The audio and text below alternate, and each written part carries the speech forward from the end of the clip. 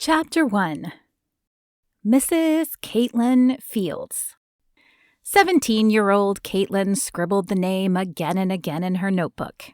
At least 3 pages were filled with the name, and several more with her plans for their life together. Wedding colors, children's names, places they would live. "You've got it bad," her friend Tiffany teased, as she spied the notebook. "I can't help it," Kaitlyn sighed. "I just know we're going to get married someday." "I bet you guys do. You are such a cute couple. Do you think he'll give you his senior ring?" Tiffany lifted up part of her crimped hair, pulling it into a scrunchie. Kaitlyn smiled and closed the notebook. "I think he's going to tonight. I know he picked it up at school yesterday, and it would be perfect timing tonight at homecoming." "I'm so jealous of you," Tiffany said, "but in a good way." "Don't worry." Kaitlyn wrapped an arm around her friend's shoulder. "I'm sure you'll find your Prince Charming soon." Kaitlyn stared at the date on the calendar. Had it really been a year? Of course, it felt much longer. She had left 3 years ago when Jack was just 2. He barely remembered his father, but the divorce hadn't been finalized until last year. "Hey, you okay?" Kaitlyn looked up to see Melody Phelps, her best friend and business partner, in the doorway. She shook her head. "Yeah, I was just caught off guard by the date. My divorce was finalized a year ago today." Sympathy flooded Melody's blue eyes. "Oh, I'm so sorry, Kaitlyn." Kaitlyn shrugged. "It's better this way, believe me, but it's still hard." "I'm afraid I don't have good news either." Melody waved the piece of paper in her hand. "Quarterly reports. We need a good job quickly, or we're going to have to do something drastic." She handed the reports to Kaitlyn and then shuffled out of the office. Kaitlyn sighed as she reviewed them. More money was definitely going out than coming in, and they would need to turn it around soon or they would lose the business. She had thought interior decorating would be easy, but it was proving a challenge to get noticed and even harder to get booked. Of course, that probably had a lot to do with her personality. She had always been on the shyer side around people she didn't know, but she was a great designer. If only she could find a way to get clients coming to her. Beside her, the phone rang, and Kaitlyn picked it up without even glancing at the caller ID. "Kaitlyn Bell Designs." "Hi, Kaitlyn. This is Margie Fields." Kaitlyn gripped the phone tighter and sat up straighter, even though the woman on the other end couldn't see her. What could the mother of her ex-boyfriend want? Hi, Margie. What can I do for you?" "Well, I heard through the grapevine that you were a decorator. You always did have an eye for design. Anyway, I don't know if you remember, but we own a lodge in the mountains, and the main room needs to be redone. I was hoping you might be able to work some magic on it before the Christmas season." How could Kaitlyn forget the lodge in the mountains? It had been her home away from home every Christmas in high school, as her dad often traveled for work. She hated that he was gone most holidays, but Dillon's family had taken her in with open arms. She had fond memories of skiing there, building snowmen with Dillon, and then cuddling by the fire. But there was the rub. All the memories of the place included Dillon. Dillon, whom she thought she was going to marry, but who had left town after high school to explore the world, while Kaitlyn stayed close to home. Kaitlyn bit her lip as she pondered the offer. She needed the work and the money. But what if Dillon would be there? Could she handle seeing him again? "Oh, and if you were worried about Dillon, he won't be there. I'll be there, of course, and we'll have some guests, but they can avoid the room you're working in." "Oh, I wasn't," Kaitlyn stammered, but there was nothing to say. Margie had read her mind. Again. She had a knack for knowing what was on Kaitlyn's mind whenever they had conversed when Kaitlyn was in high school, and it appeared she hadn't lost her touch. Kaitlyn had once loved that trait about her, as Margie had filled the gaping hole of Kaitlyn's mother, who had died when she was 13.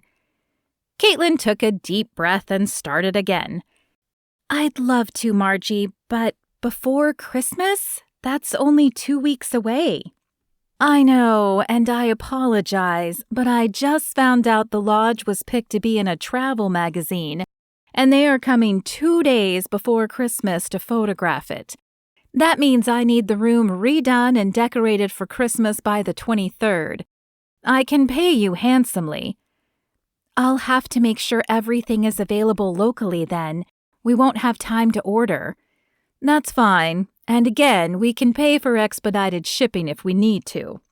Kaitlyn bit her lip and did a quick calculation. She would need to hire a crew. There was no way she and Melody would be able to finish by themselves in that time.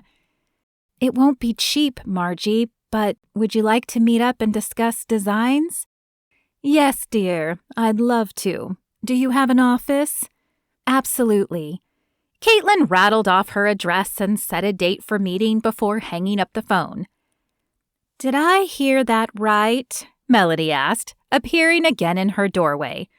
Her blue eyes were wide with surprise.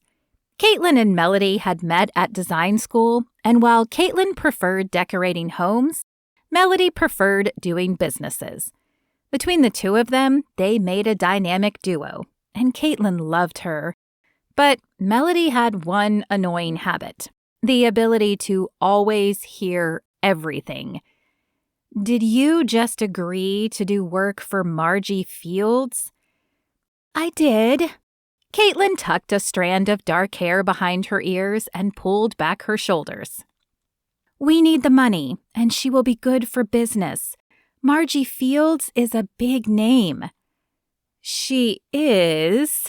Melanie nodded and crossed her arms as she leaned against the doorframe. "But you sure this has nothing to do with Dillon?" Dillon had been out of the picture before she met Melody, off to make his mark in the world. However, after Melody tried to set Kaitlyn up on a few dates, and Kaitlyn always reneged, Melody had probed into the reason. Kaitlyn had been forced to tell her the story of Dillon Fields, the man who broke her heart, and probably didn't even know it. "No, Dillon won't even be there." Kaitlyn hated the heat that crawled across her face at the mention of Dillon. It had been 10 years. Why did his very name still send her heart fluttering? Uh-huh. Melody's brow arched, and her frank gaze told Kaitlyn she wasn't buying it. "I still think you're playing with fire, but I guess you know best, boss."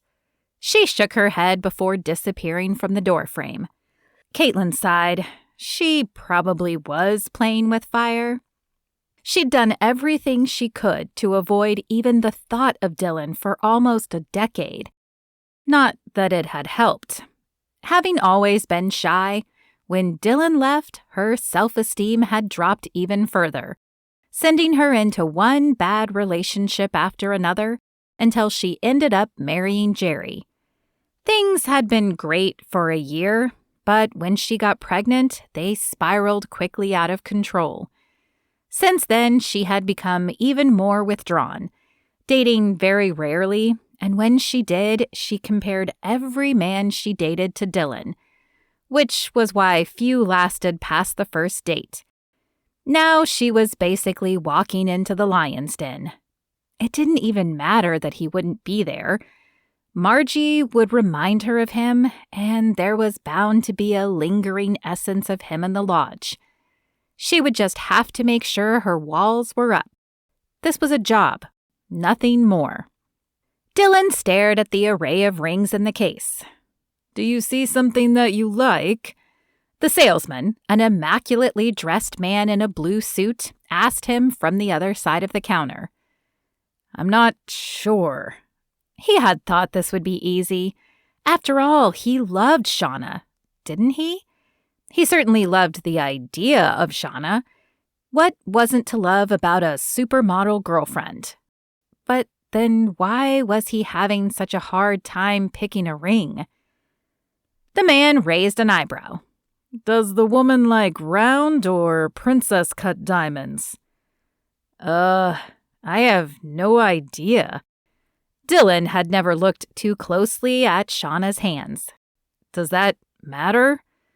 Depends on the woman. Some women do not care, and some have very specific ideas of what they want to wear for the rest of their lives. Shauna definitely had specific ideas of what she wanted, at least when it came to clothing and food and vacation spots. So why did he not know her feelings about this? He sighed. The rest of their lives. Those 5 words gave him pause. Did he really want to spend the rest of his life with Shauna? Or was he proposing because they had been together for 6 months and everyone was telling him it was time? If you do not know, then why are you proposing to this woman? That was a good question. I don't know, Dillon said, shaking his head. Thank you, my friend. I don't think I'll be buying a ring today, but you've definitely given me something to think about. The man behind the counter nodded, and Dillon exited the shop. He walked down the sidewalk to a nearby coffee shop and ordered an Americano. Coffee in hand, he sat down at one of the tables and pondered his life. He was nearing 30, and he wanted a family. So why was his throat drying up at the prospect of proposing to Shauna? He'd had several relationships the last few years, and none of them had lasted. Did that mean something was wrong with him? Or was he simply dating the wrong women? He sipped his coffee and watched the people pass by in shorts and t-shirts. It was December, but it sure didn't feel like it in Florida. And forget snow. He missed snow.